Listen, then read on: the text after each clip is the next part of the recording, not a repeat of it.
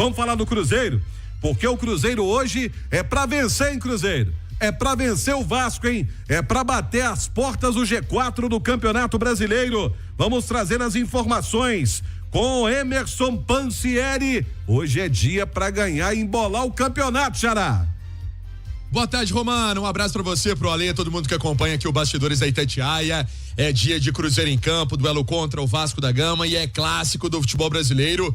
Jogo que vale muito pro Cruzeiro, né? Porque o Cruzeiro não vence há 2 partidas no Campeonato Brasileiro. O Cruzeiro perdeu pro São Paulo, depois empatou com o Cuiabá no último domingo. Então, nessa era Fernando Diniz, o objetivo também é voltar a vencer no Campeonato Brasileiro da Série A e tentar também voltar a esse grupo dos 6 primeiros colocados. E até para retornar a esse G6, o Cruzeiro precisa vencer o Vasco e dar aquela secada, sabe, Romano? Dar aquela secada, vamos colocar assim, no Bahia e no São Paulo. É que o Bahia vai jogar com o Criciúma hoje, às 6h30 também, na Fonte Nova, em Salvador, enquanto o São Paulo vai enfrentar o Corinthians, né? No Morumbi, às 4h da tarde, aí um pouquinho mais cedo, e vamos ver como é que vai ser, então, esses 2 jogos. Pro duelo de hoje, o técnico Fernando Diniz, ele conta com um importante retorno do Matheus Henrique. Matheus Henrique, que estava fora do último jogo contra o Cuiabá, jogou a Libertadores, óbvio. A gente está falando de outra competição. Duelo contra o Cuiabá, ficou de fora, tava ali com os companheiros, passando força, relacionado também em termos de delegação para banco de reservas, não, mas é uma volta importante. Ele que cumpriu suspensão naquele empate 0-0 com o Cuiabá.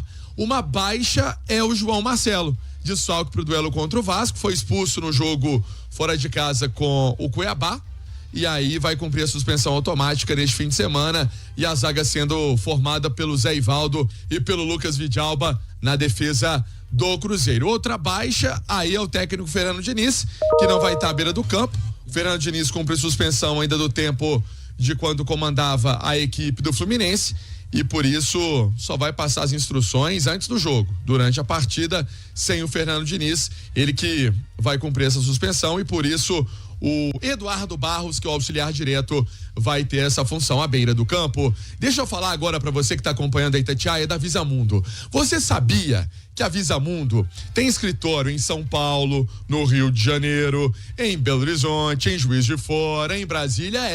Tem Visamundo nessas grandes cidades. E para você tirar seu visto com tranquilidade, visto para os Estados Unidos, para o Canadá, você vai tirar seu visto para Nova Zelândia, para Austrália, o importante é você escolher a Visamundo. Meu amigo Carlos Quintão, conversei com ele anteontem, ele falou assim: Pansieri, tô tão feliz com essa minha loja agora em São Paulo, e eu tô atendendo não só os paulistas, mas também os mineiros que moram em São Paulo.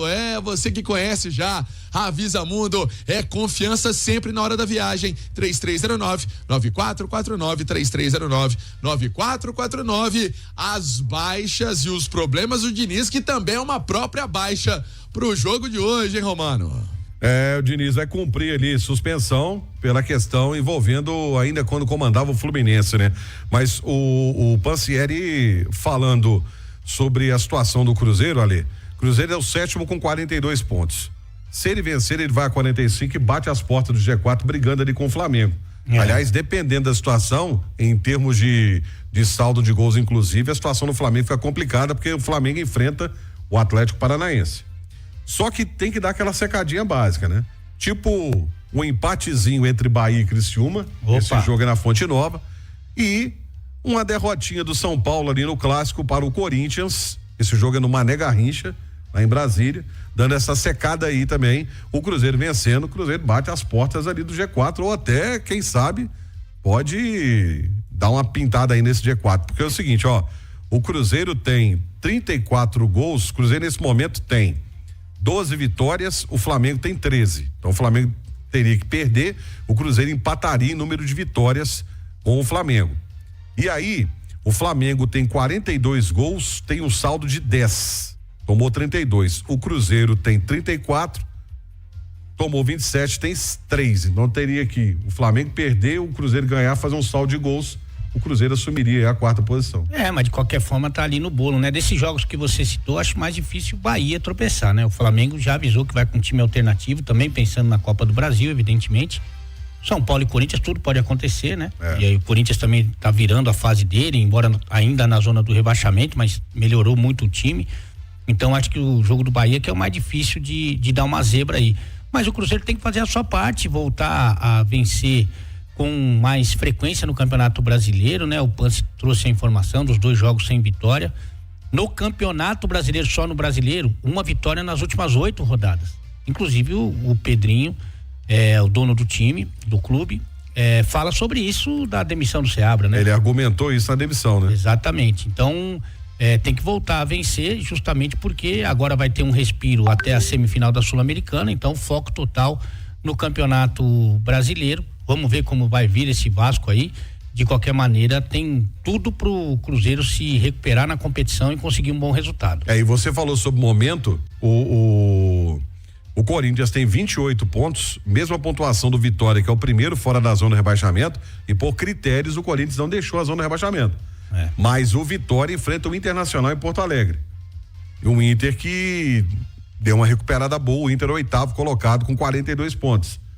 E pega esse Vitória, o Corinthians tem chance, inclusive nessa rodada, de sair da zona da degola. Muita chance, embora tenha esse clássico pela frente. Eu acredito muito que Corinthians e Fluminense não vão terminar entre os 4 piores, viu? Eu acho que tem time que tem muito mais dificuldade, o próprio Vitória que você citou, o Criciúma, o Juventude que faz boa campanha, mas também fora de casa não consegue regular. Então, acho que Corinthians e Fluminense ainda vão se livrar dessa, viu?